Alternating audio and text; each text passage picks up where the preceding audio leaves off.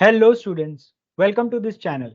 Like every year, millions and billions of students, especially of 10th and 12th grade, are going to make a major decision of their life. The decision of choosing a right career. ये एक ऐसा decision है जो आपकी जिंदगी बदल देगा. Many students and their parents are worried on which stream to choose and what would be the future prospects. Should I study in India or should I go abroad? Despite reading many articles and listening to several guidance from various people, majority of students are still confused. To enable you, we are bringing experts from the industry on this channel and let's hear from them about what career decision they made, how they made, what are they doing now, and what their day-to-day professional responsibilities look like. And for that, my very first guest is Mr. Pranav Trivedi, who has joined us from Dubai. Born and brought up, Pranav is truly a Mumbaikar by heart. He chose to complete his education in Bachelor's in Engineering from esteemed KG Somaiya College. Like every typical engineer, he was offered a role of an associate software engineer. But he knew something else was coming. He participated in various cultural and technical events in college and went on to head the marketing and communication team for 2 years in the college. He knew his dire passion follows in sales, and it has been a rich 10 plus years of experience in delivering optimal sales results and business value in high growth environments. He is energetic, reliable, and adaptable professional with a solid understanding of sales and business development activities across banking, financial services, asset management, and insurance verticals. He has consulted customers across various geographies, including India, APAC, and Spark, and currently heads the sales of Middle East, Africa, and other international markets. Pranav has received multiple accolades in his sales cycle for large account deals. Hi Pranav, welcome to this channel. Hi, Hardik. Thank you so much for having me on the show. It's a pleasure to be on your channel, and thank you so much for the introduction that you have provided. Pleasure is all mine, Pranav. Yeah. So let's begin with our chat. So as you are an electronic engineer, I am sure you must have taken science after 10th grade. So was it already decided in 10th that you would like to be an electronic engineer? To be honest, no. All I knew back then when I excelled in the 10th standard with the 86.46%, which really made my parents really very happy. My aim was to opt for something where I can be creative and I can make a handsome career about it. So the options that I kept in my mind while entering the first 2 years of science was inclined towards electronics or IT engineering. So these were the two options that I kept in my mind. So you had kept two options in your mind, and that's great. So during the 2 years of science, when and how you realized to pursue electronic engineering? Okay. So predominantly any devices which are either small or big devices, they really excited me. Especially small devices, it's scientific functionalities, it's working, they always excited me. I would always want to know what runs behind such small machines. So after I appeared for my MHCET, which is the entrance exam for engineering, the time I had, I researched more and dug into electronics, the microprocessors and microcontrollers, which were an amazing technology back then. People were building the smallest chip that they could. So combination of all these factors that led me to choose electronics engineering. All right. So your curiosity to explore the electronic devices led to this choice. Yes. Great. So while pursuing electronic engineering, were you aware about the job opportunities, about the field in which you are working today now? So back then, when I spoke with ex-alumni, I spoke with the seniors, I spoke with placement officers, I understood that there were two types of job available in the market back then. The first job that would be typically the back-end job profile of an embedded design engineer with hands-on system development for any either hardware, software, and also create native solutions for the project that comes through. So that was the first job, the back-end job profile. The second job was more of a field job, which is the sales roles predominantly where you meet your customers, you understand their requirement, you pitch your solutions that the organization has to offer, and most importantly, be the front facing guy who represents the organization at large with obviously making sure the targets are achieved. So that is the second profile which I got to learn when I was pursuing electronics engineering. Right. So as you mentioned, the in like many fields, there are two types of job. One is a back end and one is a front end job. And I must say, Pranav, the front end jobs are challenging.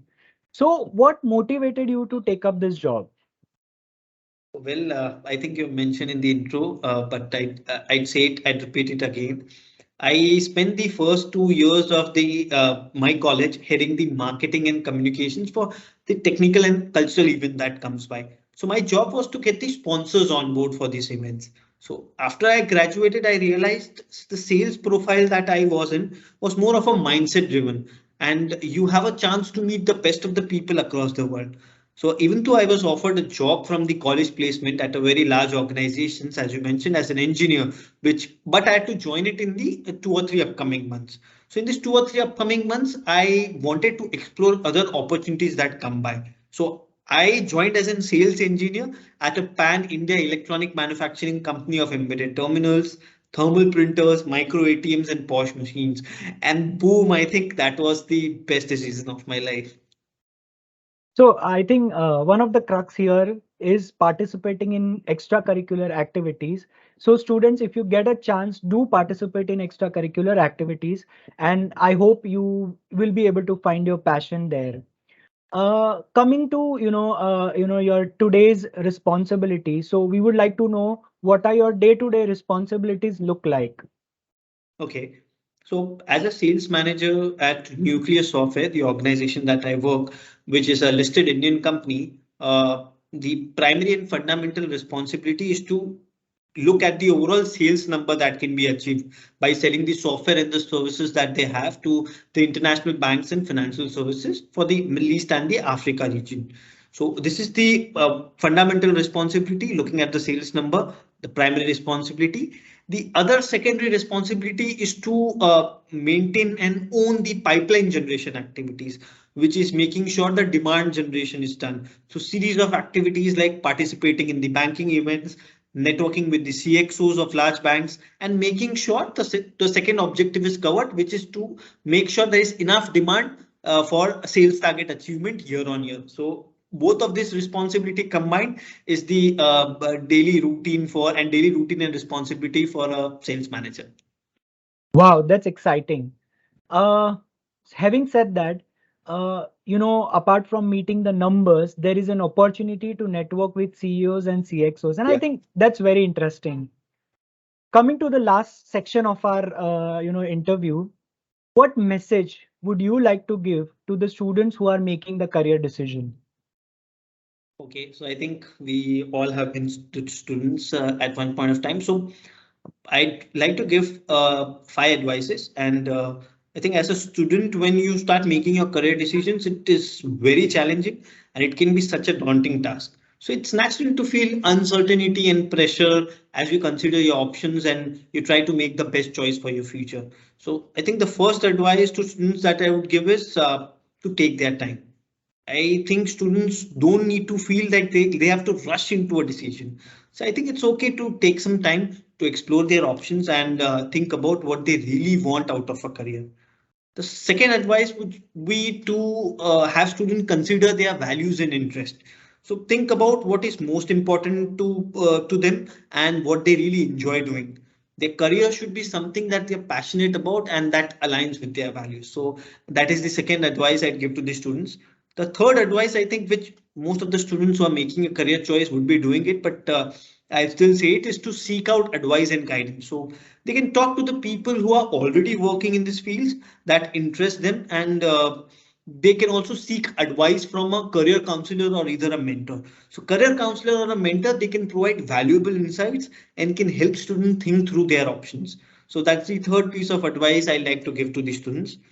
The fourth piece of advice, which is again a little not traditional, out of the way, but I'll still say it, is to not be afraid to change the course.